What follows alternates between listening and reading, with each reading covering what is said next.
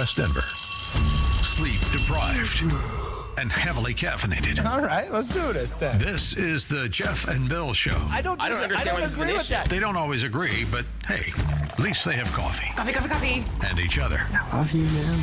God help us. I want to bless him. We need all the help we can get. Now here's Jeff Hunt and Bill Thorpe. The Jeff and Bill Show on News Talk 710 KNUS.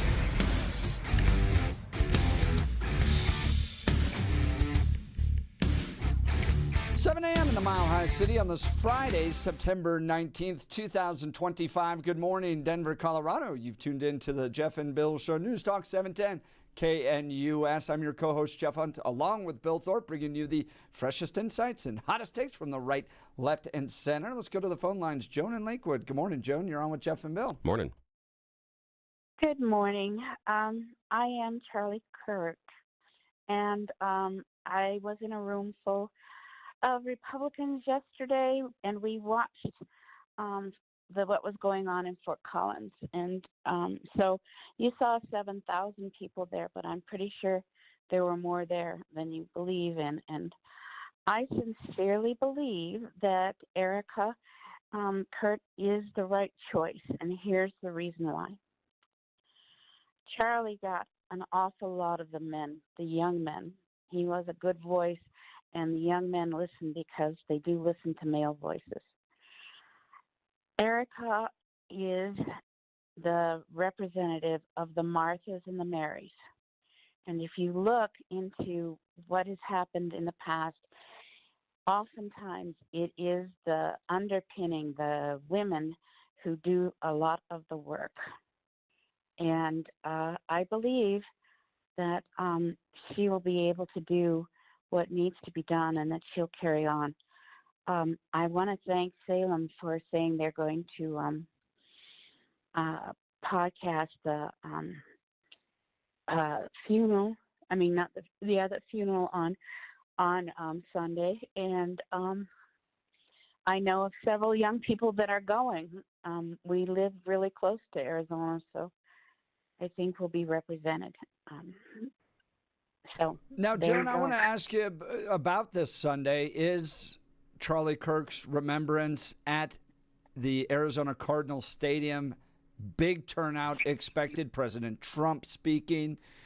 I watched some of the anti-Charlie Kirk event yesterday up at CSU that was put on by the CSU Political Union or Political Review. The left making the argument that Donald Trump is not uniting people enough. Do you want to see Donald Trump unite people? Do you want to see Donald Trump go after Antifa and those that are inflicting violence in this nation? What do you want to see from Trump this Sunday? I know that Trump will be respectful and dignifying, and probably not say much about his plans for the future. I watched Trump in Britain and his toasts and some of the stuff that he's been doing in Britain. And during the state dinner and stuff, he did not go after anybody, quote unquote. And on top of that, I got some real interesting insight because the King of England actually said that he had done some things and he was wanting to put the great back into Great Britain. And I was sitting here going, well, now we know how Trump got the MAGA. It's not just America, it's Western civilization. And I'm sure I would not like to see anything like that. And on top of that, did you know that the Broncos ownership is opening up the stadium on Sunday for people? Oh, I didn't. I'll have to look into that. I appreciate that tip. Joan from Lakewood, I really appreciate the call this morning. Thanks so much. Now it's time for news and comment with Blake Olson. Blake Olson. Blake Olson, news and comment. Good morning. TGIF 47 and sunny in Denver. Expecting a high of 79 today. It's going to be a beautiful day. This portion of the news sponsored by Pastor Camp Heating and Air Conditioning at 303-777-1234 to learn more about special savings opportunities on Lennox equipment. Our top story, a 17-year-old boy was shot and killed by police Thursday after allegedly calling 911 and threatening to attack a gas station. It's a tragic event. There is no getting around it. When you have a suspect himself who calls and says that he plans on shooting up a location, and he also has a gun and he wants to shoot at police officers, that's concerning. Aurora Police Chief Todd Chamberlain says officers used rubber rounds that failed to stop the teen before he charged at them with his hands concealed. One officer then fired, striking the suspect, who later died at the hospital. In southern Colorado, the bodies of Andrew Porter and Ian Stosko were found 2 miles away from a trailhead in the Rio Grande National Forest area Thursday. They were elk hunting and were reported missing September 13th when they failed to check in with loved ones at a predetermined time. The cause of death not released. A vigil at CSU last night honored Charlie Kirk at Canvas Stadium. At the same time, a group on the left, National Ground Game, hosted debates on campus, saying their goal was to defend free speech and condemn political violence. Students said the events underscored the nation's divisions, but also highlighted the value of open dialogue in a safe environment. Isabel Brown, a Colorado native, is one of those great young leaders who have made Turning Point what it is today. We've lost our friend, we've lost our brother, we've lost truly the leader of the conservative movement, someone who set the moral tone for what we're fighting for this next generation. And Colorado Congressman Jason Crow criticizing censorship. He says that is what DJT is supporting, from his words on Air Force One. He was just talking a bunch of junk, honestly, just having fun with the media again. From the floor of the U.S. House, Crow condemned 47's tactics. Censoring media because someone dares to question or make a joke about the president. Yes, Crow accused the president of taking unconstitutional liberties during his second term in office. Their gravy training, of course, off the Kimmel story. DJT had an opinion about him, and here they go. Fox's Greg Gutfeld, though. Gutfeld has a outstanding take on everything that has gone on the last week. It's great. Even in death, Charlie keeps winning debates. You know, the media, this is what's disgusting. Just look at the reaction. The media is trying to make Jimmy Kimmel into their Charlie Kirk. But as if, like, getting fired is the same as getting fired upon. That's what disgusts me, is how they're trying. They're in this is a blatant effort to get the stink off them. The decades of brainwash that created justification for violence and for murder. Sorry, guys, he's not a victim. The victim is Charlie Kirk. The victims are his family. I don't shed any tears for a lefty millionaire who can still go home and see his kids. Amen to that. The Supreme Court will hear arguments over DJT's tariff plan in November. The tariffs will stay in place until the court makes a decision. The search is continuing today for 4 U.S. Army service members who were on board an MH-60 Black Hawk helicopter that crashed west of Olympia, Washington. As of last night, officials still had no update on the service members' conditions or location.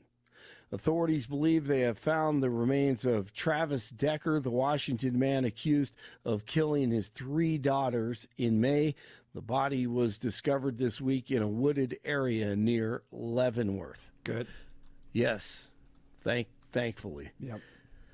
Bills beat the Dolphins 31-21 last night. If Miami doesn't pull this thing and turn it around, that may be it for head coach Mike McDaniel, who's from Smoky Hill High School and a Coloradan.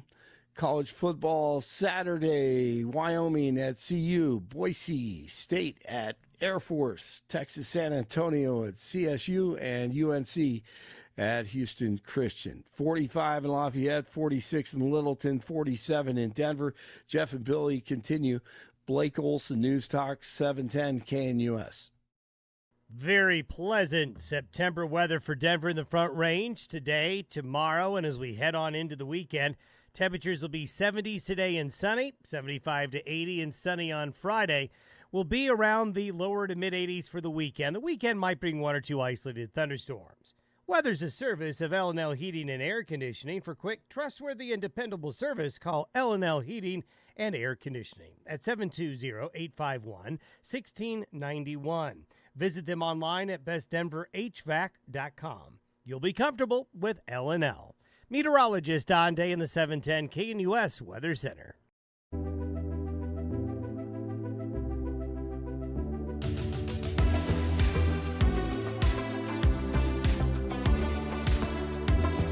Welcome back to the Jeff and Bill Show.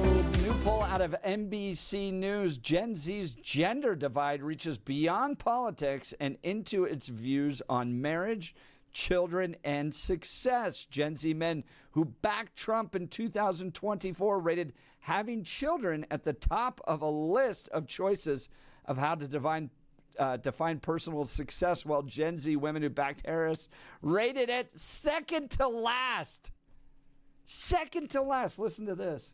Adults under 30 years old, we thought we would ask a big picture question, what they think is most important to their personal definition of success. So we gave a whole bunch of different options here, and we asked folks in this poll, pick the three that you think are most important. The most commonly cited for Gen Z for success in life: to have a fulfilling job or career, to have the money to do the things you want to do. What was most surprising about this poll, though, was there were massive differences between how men and women in Gen Z answered, and there were huge differences politically. When you combine those two things, gender and politics in Gen Z, and you ask about what's important to success, they are worlds apart. Look at this. Men, Gen Z, men under 30 who voted for Donald Trump, what were they most likely to say makes for a successful life?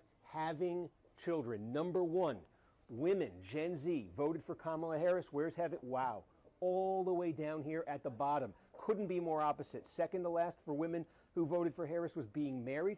Being married, look at this, near the top of the list for men who voted for Donald Trump. Another huge difference, a very common answer for Gen Z women who voted for Harris was having emotional stability. For Gen Z men who voted for Donald Trump, you got to go all the way to the bottom to find that one. These are some core basic questions about how people think about life.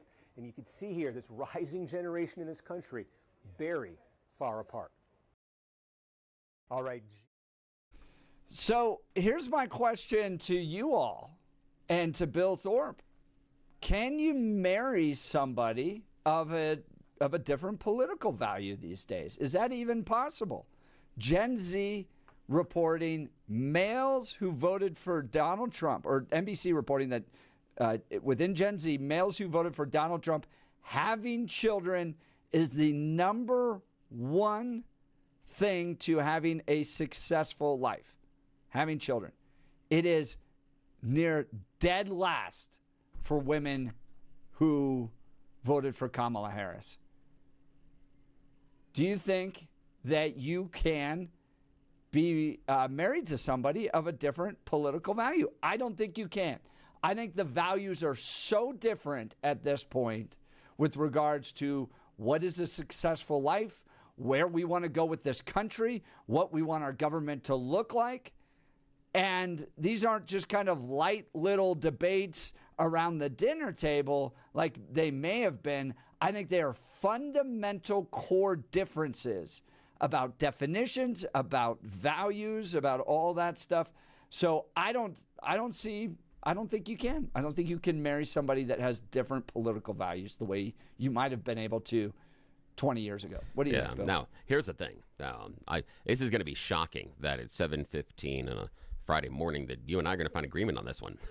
That I don't think that people of different political parties can get married right now because we have decided that our politics shape our truth and reality. We no longer look at objective truth and reality and then have that influence our politics. We take our politics first and then filter objective reality through our politics. And we will accept or reject things that we observe based on our political viewpoints, not based on what actually happens in the real world. And that's difficult. And if you have two divergent worldviews that, again, go through that political lens, there's no way that it can be a functional marriage from my point of view. I don't think they can at this point. And primarily goes back to what I've been saying for a while. It's we are allowing our politics to determine our truth. You and I agree, but for different reasons, which is funny because which, again, this is the show. I think it comes down to fundamental truths and differences with that. Like, imagine you're pro-life. You're a guy like me who believes that life begins at conception. Yeah. And that is a child. That is our child that's growing in your womb. And your wife's like, I just swung by the abortion clinic for some quote-unquote health care. No, you didn't. You killed our child. Like, we're not even in the same universe with regards to definitions. That's one of the biggest ones, right? That's probably one of the starkest differences that exist out there. Like, you think you swung by the abortion clinic, quote unquote, to get some health care. I think you just went and murdered our child. That's not going to work. But then with regards to the future of this country, do you want more government intervention? Think about the differences you would have with regards to the city of Denver. Was Denver caring and compassionate by allowing 40,000 illegal immigrants in, spending $356 million on them, providing them with debit cards, 6 months of housing, hanging a big banner, "We Heart Immigrants"? I think a progressive person would look at that and go, we're a generous city. We're caring for people. We're opening and welcoming. We're living by the mottos of the Statue of Liberty. And I think a conservative would look at that and go, you can't even employ your own city anymore. You've got to cut services. You've got to cut jobs. It was a terrible decision. So when I look at issue after issue after issue, it gets more and more stark, more and more different.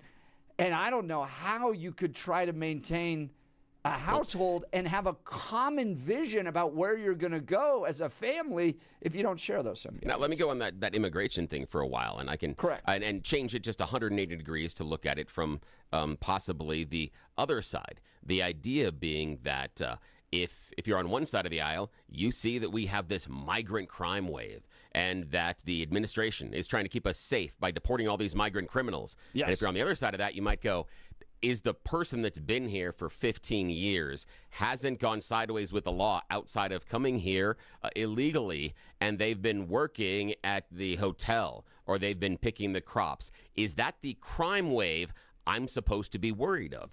And that is going to be a divergent issue, because we've talked about it here, that inside of Trump supporters, the act of entering the country in that group says you are now that migrant crime wave. Yes. Where on the other side, they're looking at, well, we were told to be afraid of all the nasty things the migrants were supposed to be doing, and coming here and changing the sheets in the hotel room or working at the grocery store or picking the fruit doesn't seem to be that thing I need to be worried about in my community. Bill, so that idea as well. Exactly right. And look at what that is a difference about what the actual nature of the United States of America is. So, or just nature of crime. Or of crime, but right. So how are you going to build a family? How are you going to build a community? How are you going to build a nation with such divergent positions? I'm not sure you can. I would love to hear from people that are in a relationship with somebody of a different political belief. And I'm not talking about elements of difference, right? Like, not degrees. Degrees, exactly. Like I think, like I said, my wife, she is as conservative. There is no space to the right of Nicole. Yeah. She is very, very conservative. On some things I go, maybe, but we are generally in the exact same area, right? With maybe small degrees of difference. So I'm not so interested in that, maybe, but I would love to hear from people that have vastly different political visions and values and have somehow found a way to make it work. Now, in my family, I oddly enough, now this is I sit on my own island. Nobody else in the family looks at things the same way that I do. And just like on the show, I create problems.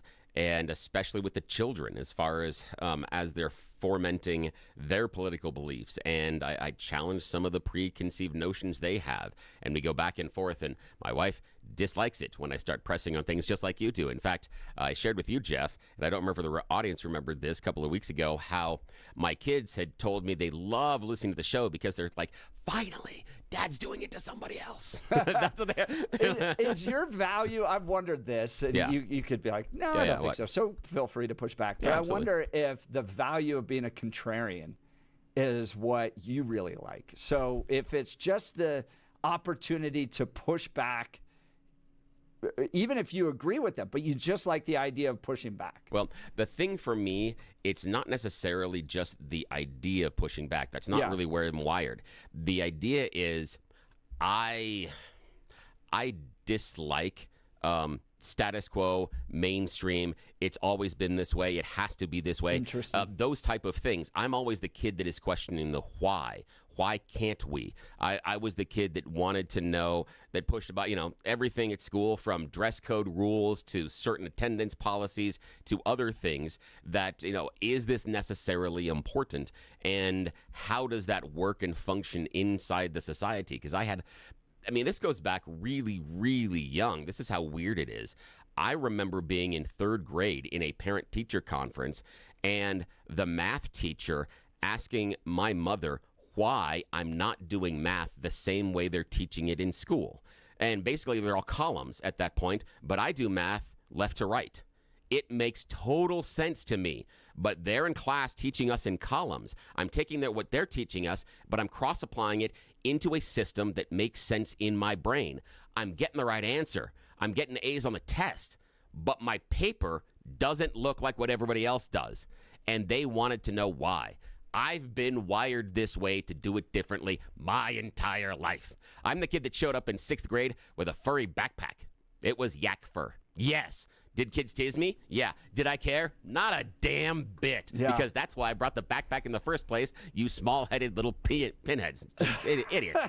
Bill's still holding on to that. Oh, I'm like, you didn't know I was trolling you on this? Come on. So if females who voted for Harris list having children and being married down at the very bottom of what's necessary to live a successful life, while males who voted for Trump put it at the very top, what do you think that means for the future of the political divide in America? I mean, you could think demographically that progressives aren't reproducing. They don't really care that much to have kids, to build families. It's not listed. Even if you're a male who voted for Harris, it's down near the bottom, whereas conservatives are prioritizing having kids. Do you think that's an element of age where, as they get older, they'll change? Or do you think this is going to have a big impact on the demographics moving forward? Any thoughts, Bill? For me, I think it's the idea of economic stability, is that right now in our society, kids are expensive. They are incredibly expensive to have. And I mean that based on cost of education, cost of raising them.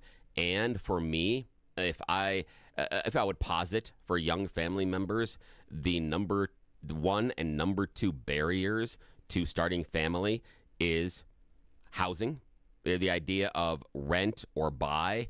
But number two, childcare. Childcare can outpace your mortgage payment at this point. And so where do you have to be in your life in order to be able to afford both the mortgage and the childcare payment? That's the thing, because that's right at the beginning.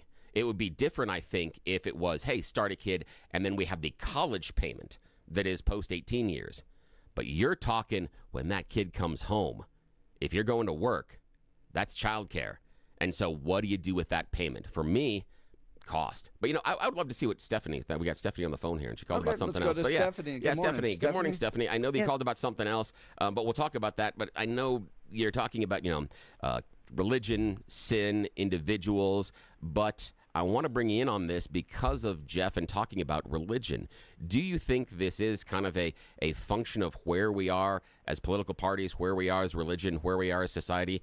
Based on what we've been talking about, why do you think there's such a big divide between the two genders? I think one of the biggest problems we have is communication in this country. And as a Christian, I've always thought that you should speak out against the problem, not the person. And with all the name labeling that's going on and the verbal attacks on both sides, I think we're being distracted from real issues. And that's where Charlie Kirk was really good, in that he could see past all that and he could communicate with people about the issues, not the individual. That's interesting, Stephanie. I think we have to start to look at the problems, not each other, and then we won't be so attacking.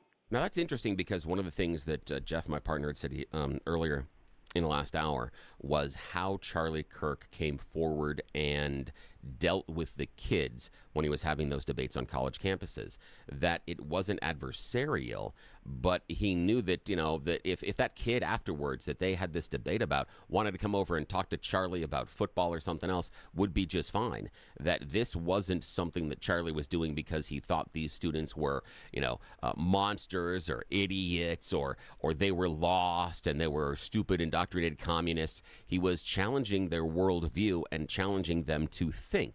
And what I appreciated is in many times, and I know there have been a lot of rocks thrown at Charlie Kirk, but many of those I think have been just misses. They don't understand what he was saying. That many times I do think, with rare exceptions, Charlie was asking people to dislike the behavior, but like the person. He was very accommodating. He was very understanding, and he wasn't adversarial. He didn't turn around in a debate and go, well, that's because you're a stupid moron. He would say, hey, let's examine this. Does it make sense about this? And can we do this? And what about this? And how he came back and forth. And he was just trying to challenge ideas. Now, Stephanie, do you think we can find a way out of the wilderness into more of a dialogue like Jeff and I have on this show and more of the time that like Charlie Kirk had? Or are we going to be stuck like this poll says, where our political and ideological differences are creating a Grand Canyon of a gulf between what we think is important? What are your thoughts? I just think we all have to look at each other as people that deserve respect and at the same time accountability, and that we have to learn to be more graceful in the way we communicate. All right, Stephanie, thanks so much. Thank you. Stephanie Appreciate from that. Aurora. Her line's open, 303-696-1971,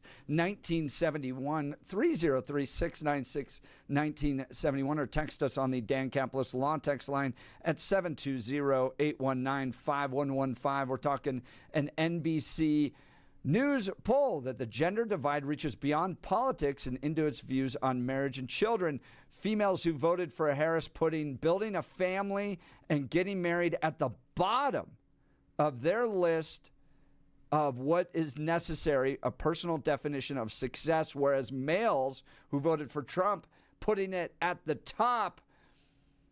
Look, we've seen other polls as well that progressive women in their 30s are less happy, more lonely, and they're putting at the front, the top, the best thing that you could pursue in your life is having a career or having a job. Are they getting it wrong? That's not the best thing to pursue in your life. That's not the top thing to have done. And they're finding themselves in their 30s taking more psychotropic drugs than anybody else, more lonely than anybody else, less happy than anybody else. Are they getting it wrong? And are they setting themselves up for failure by having their priorities off? Give us a call. Would love to hear from you. And what do you attribute this to? Is it a lack of faith? They're one of the least religious groups out there as well. So are they getting their priorities wrong? Are they getting what they should be pursuing with their lives wrong? Would love to hear from you. 303-696-1971 or text us on the Dan Caplis Law text line at 720-819-5115. Let's talk Black Eyed Pea of Colorado, owned and operated by Stephen Michelle. I absolutely love this restaurant. My entire family does. It's home-style cooking at its best. 8 locations. There's sure to be one near you. Bottom line, you want to take the family out to eat at the Black Eyed Pea. Go online to blackeyedpeacolorado.com and check out their featured menu that they run throughout the different seasons in Colorado. They have a special barbecue menu, burger menu, potato menu, and more. They built a reputation in Colorado for the best home-cooked meal away from home. They do catering. If it's a dinner party, rehearsal dinner, wedding reception, or company event, make it a success with Black Eyed Pea Catering. And no matter what the occasion, Black Eyed Pea gift cards are always great. For your special someone, birthday favors, or holiday presents, they have you covered. I love everything about this restaurant. I know you will too. Support local like I do. Keep it in Colorado and make it Maha with the Black Eyed Pea near you. We'll continue with your phone calls and texts, and they're coming in. You're listening to The Jeff and Bill Show. This is Denver's talk leader, News Talk 710 KNUS.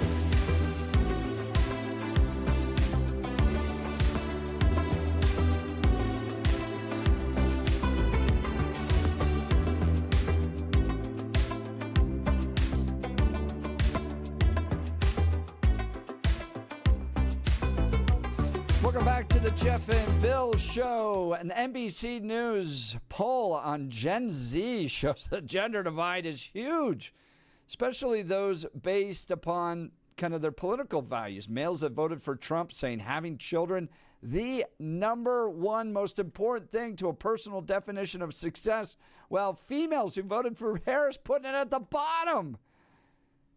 So, can you build a family if you don't have the same political values? Billy and I say no for different reasons, but if we you can still be friends. Yeah, right. And I wonder too. I mean, Bill, I think you and I would be generally on the same page as saying, like, building our family is more important than the careers that we build. Oh, hell yeah. I have passed up job opportunities that were very lucrative because of the impact it would have on my family. I have made that difficult choice to not chase that paycheck on numerous occasions because of the impact it would have on my family, and I've taken jobs because of the benefit it would be for my family. There was a time in which, when the kids were younger, that my shift in radio started at 8 p.m. at night, and I worked until 1 a.m. That allowed me to come home, get a quick nap, and then I was mom at home. I was a dad. I took care of the kids at that point. So yes, I did that because it was better for the family. Was the most lucrative, fantastical job? No. But did it help the family unit progress, stay together, and get to where we need to go as a group? Yeah, absolutely. I do. So I'm happy to do it. I do think these females that voted for Harris that are putting career at the very top and family at the very bottom have it inverted. I think you're going to find yourself in your 30s and 40s relatively lonely, looking for opportunities to connect with people, and you're just not going to find it with your friends at your career or friends outside, at the bars or restaurants. So I think they're setting themselves up for failure, and that's why you're seeing that progressive women in their 30s and 40s are the less happy and most lonely out of all the groups. I got a question for you on this one, just to make it, and I know we're going to get to both Gary and Mary here in a second. I want to make this difficult, so I'm going to make this difficult. Could possibly our approach to women in the workplace be shaping their priorities? And what I mean by that is, and you and I have talked about this before on the show, that when we tell women that if you take time off to have a baby, you are not going to be held up for many of the same promotions, and more importantly, you will never be able to earn as much money as someone else in your same position, because we have justified the fact that we pay women less because they will take the time off to go have the bebés. And so are we telling women, based on our function of employment in society, that you are going to put yourself at a disadvantage by having those kids? I think there's a definite reality there that you're touching on, right? That you're either going to remove yourself from the workforce for 10 to 15 years while you raise kids, and it's going to set you back. Or even 100%. just a couple of months, because the idea of you take maternity leave, right? That idea they're not even there. Set you back. And that again has been the justification for years as why women don't get paid equally for men. It's the idea of the child care, and they take the time off to take care of the kids. I understand that reality, but I don't think it explains why having a career becomes the top priority.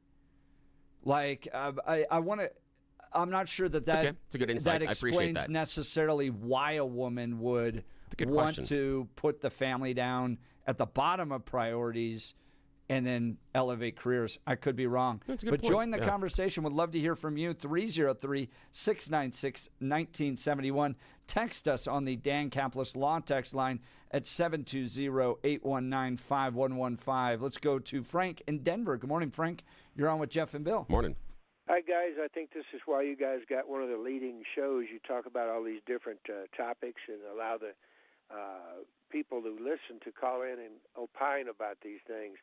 I just wanted to thank you, Billy, for revealing that way of your thinking and your development. I think it gives us an insight into the way your brain was developing. It helps me understand some of the positions you take. I don't know whether it's on a spectrum kind of disorder. I remember when I was a kid, I used to turn numbers around But later I developed a photographic memory that served me well all my life, and that's a sort of a form of dyslexia, which younger kids seem to grow out of sometimes they don't, but it also gives them other creative abilities.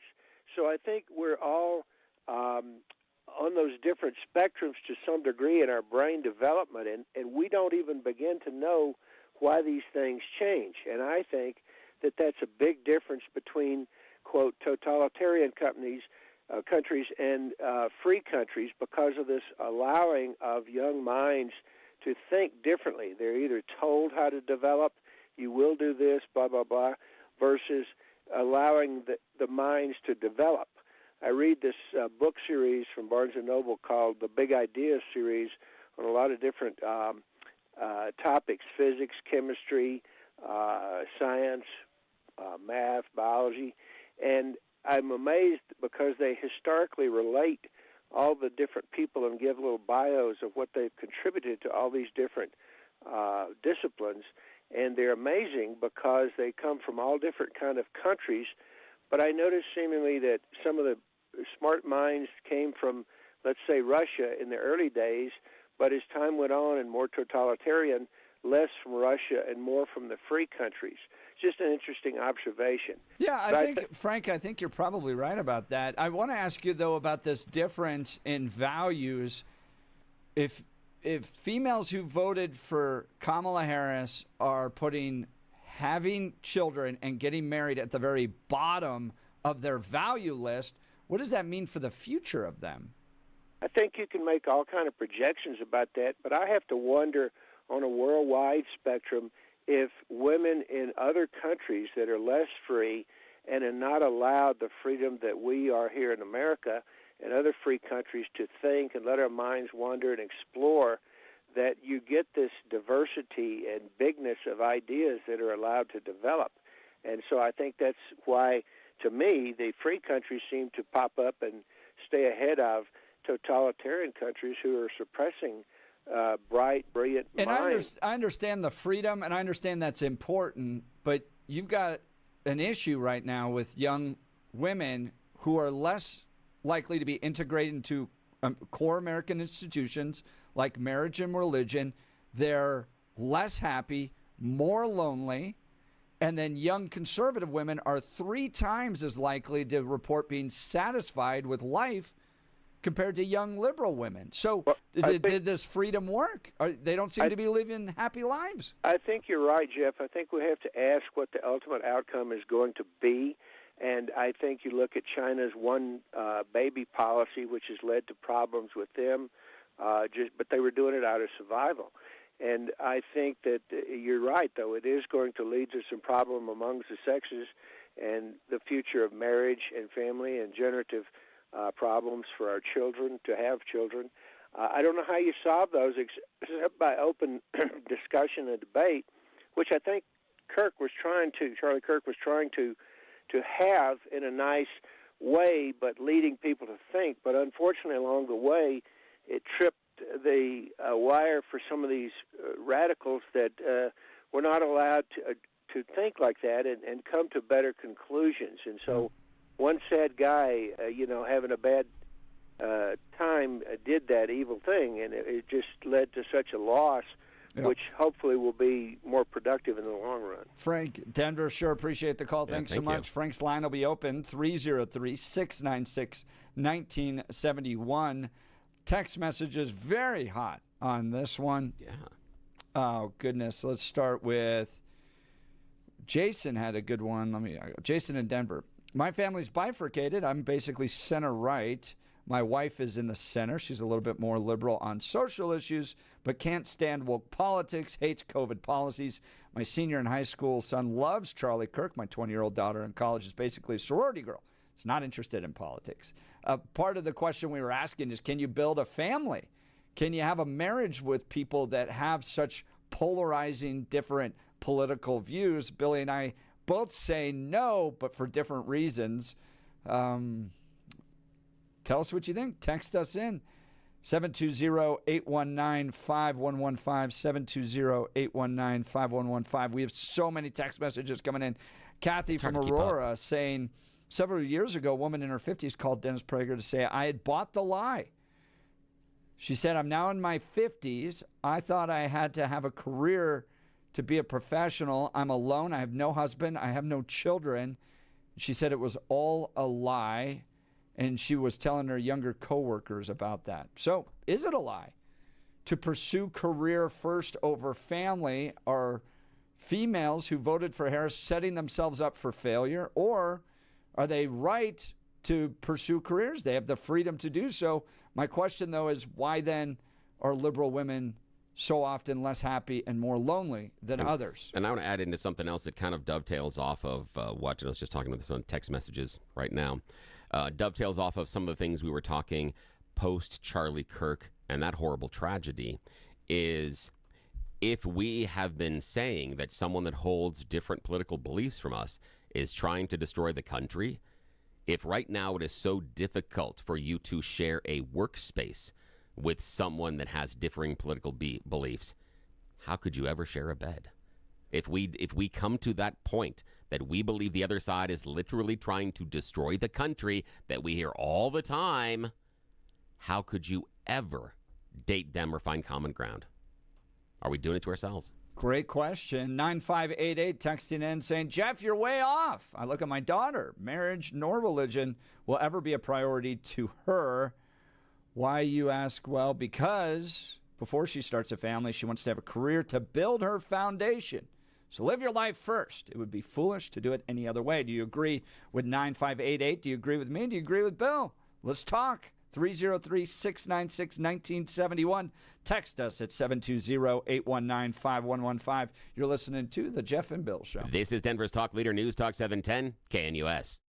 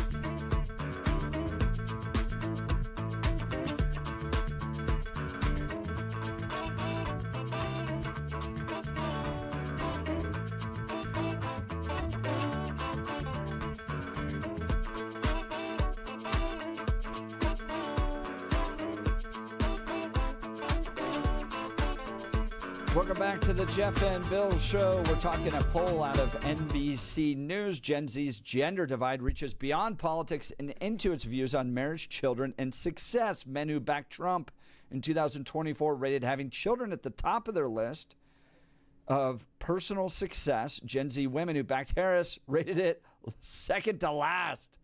There's no interest in having kids or building a family. And one, can you have a marriage with that type of difference and those types of political differences? Two, what does this do for the future of progressive women? I think that they're setting themselves up for a lot of disappointment. You're seeing it in study after study that the most unhappy, most lonely people out there are progressive women as they get later into life. So they've taken a wrong turn here. Should be prioritizing family, faith, marriage, children, be a higher priority for them. Let's go to the phone lines. Mary Golden. Good morning, Mary. You're on with Jeff and Bill. Morning. Well, good morning. And to answer that question about is faith at the root of this, absolutely it is.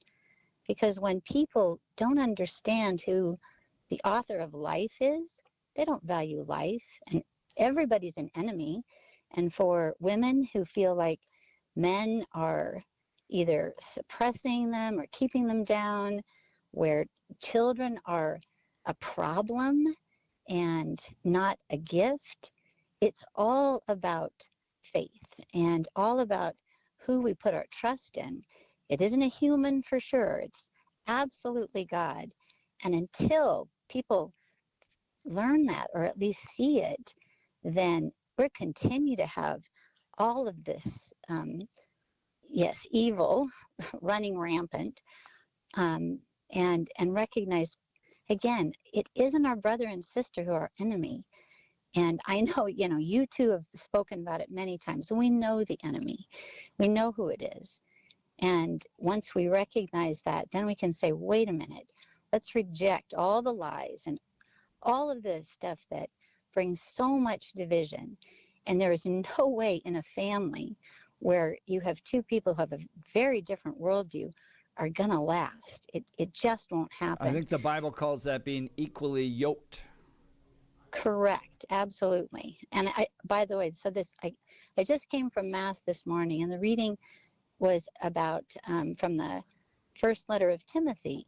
It addresses this very thing where it says, money is the root of all evil. And where, again, why? It's the pursuit of it. It's the going after it to the expense of everything else and then listening to lies.